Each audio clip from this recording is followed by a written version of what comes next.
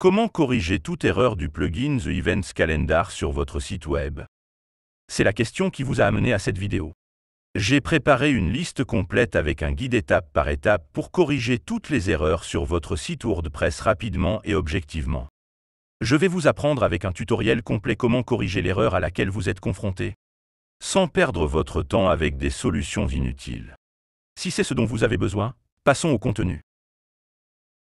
Voici une étape très importante que vous ne pouvez pas négliger.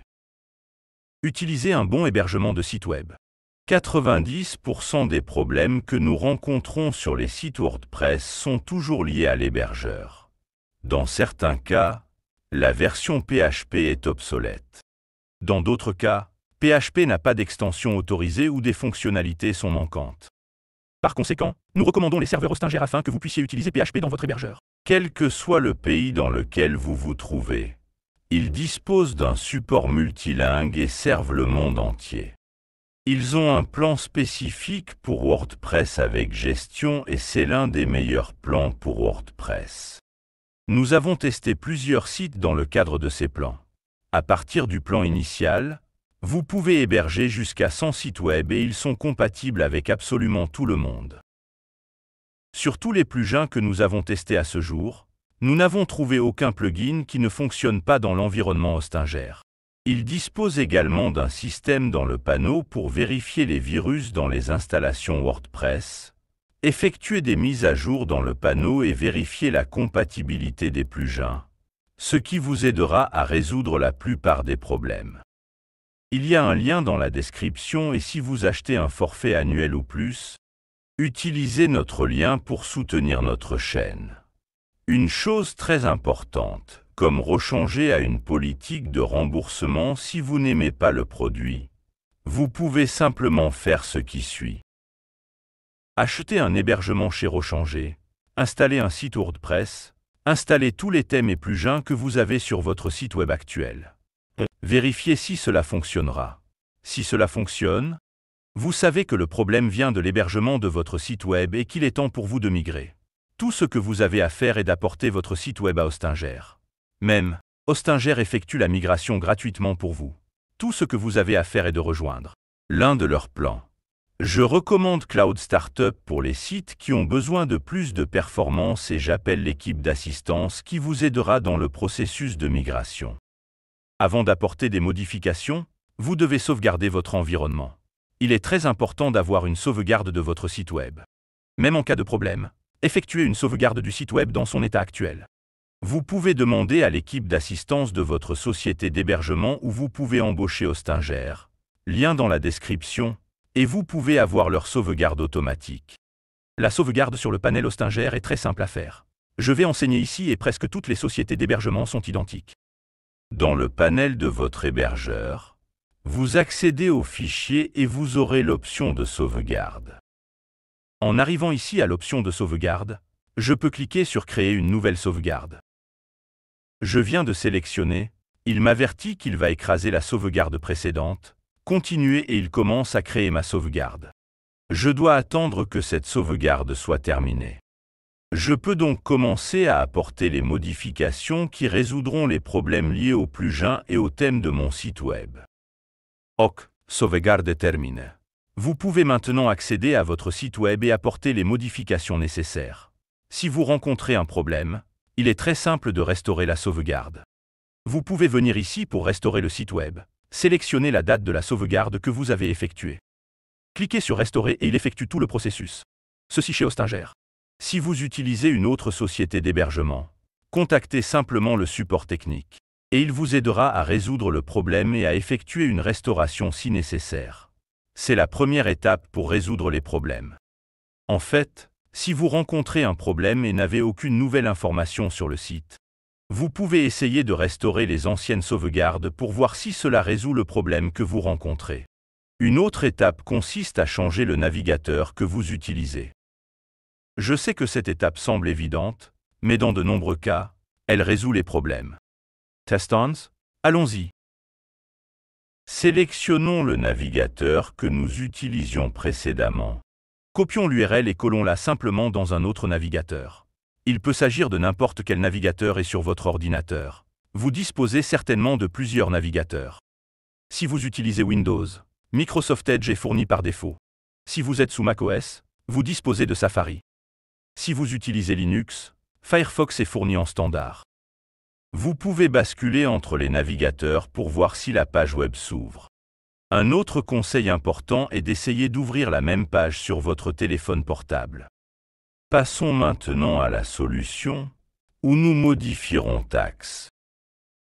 Dans de nombreux cas, la restauration de taxe à la valeur par défaut de WordPress résout la plupart des problèmes.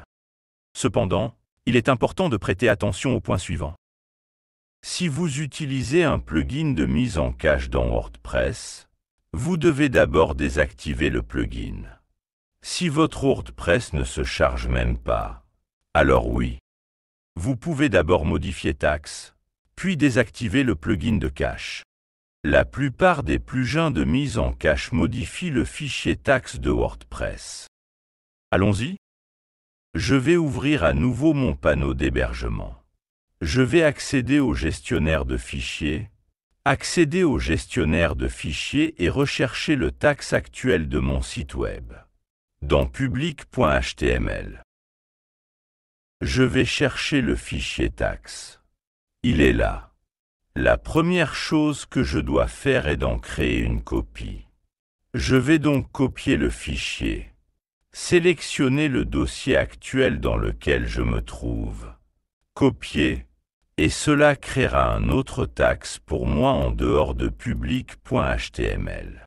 Une autre méthode pour effectuer une sauvegarde consiste également à simplement cliquer avec le bouton droit et transformer taxe en fichier zip, par exemple. Et puis vous aurez votre zip au cas où vous auriez besoin de le restaurer. Ok, ouvrons Heckes. Notez que mon taxe est complètement modifié. Ces changements sont dus à mon plugin LeadSpeed Cache. Cela apporte des modifications, mais le taxe WordPress d'origine ne ressemble pas à ceci.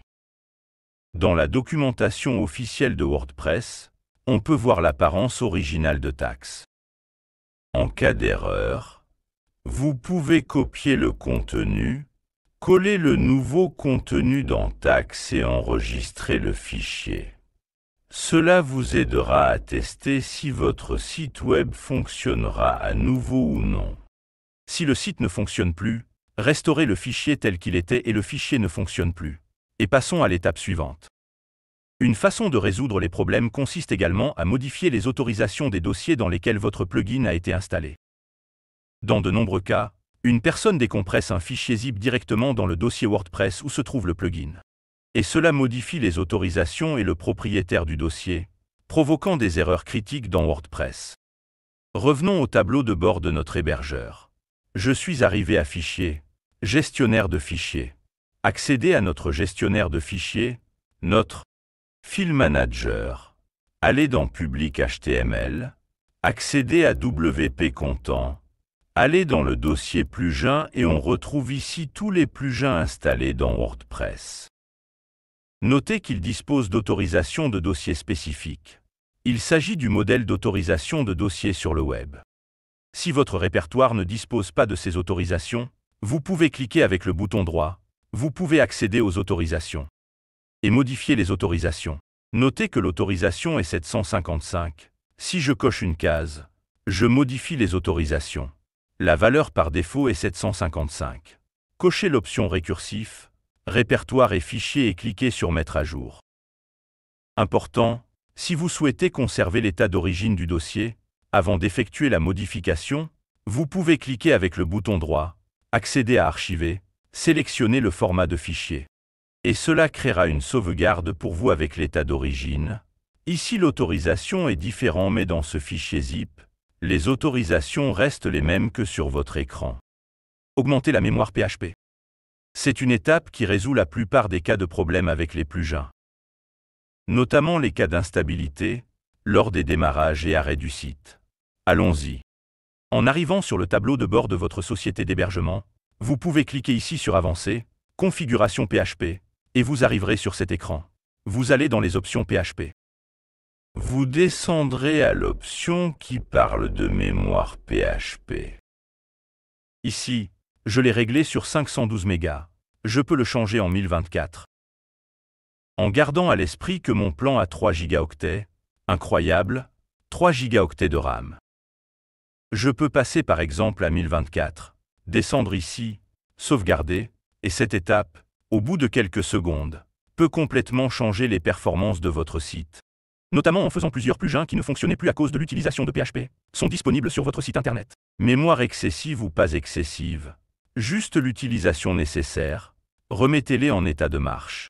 Vérifiez donc auprès de votre hébergeur si votre forfait a des valeurs de mémoire supérieures à 1 gigaoctet, 1024 gigaoctets. Idéalement, les plans devraient avoir plus que cela, car PHP n'est qu'une des parties qui utiliseront la mémoire de votre hébergement. Dans certains cas, le simple fait de vider le cache résout les problèmes au sein de WordPress. Alors qu'allons-nous faire? En cliquant ici à côté du bouton Actualiser, nous allons dans les paramètres du site. Accéder à supprimer les données, réinitialiser les autorisations et recharger la page.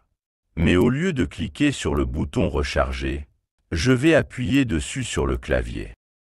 CTRL et la touche F5 pour pouvoir faire un reload sans cache.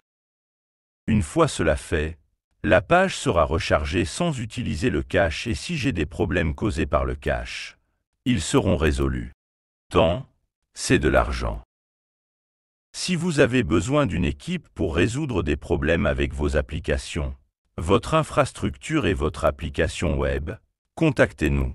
Le lien dans la description a notre calendrier ouvert au public avec les heures et les jours que vous pouvez sélectionner. Commandez et recevoir notre service exclusif d'un groupe de passionnés de technologie à un client qui en a besoin. Votre temps vaut beaucoup pour nous. Si vous ne le souhaitez pas, ce n'est pas grave. Regardez simplement la vidéo jusqu'à la fin et je suis sûr que vous pourrez résoudre votre problème.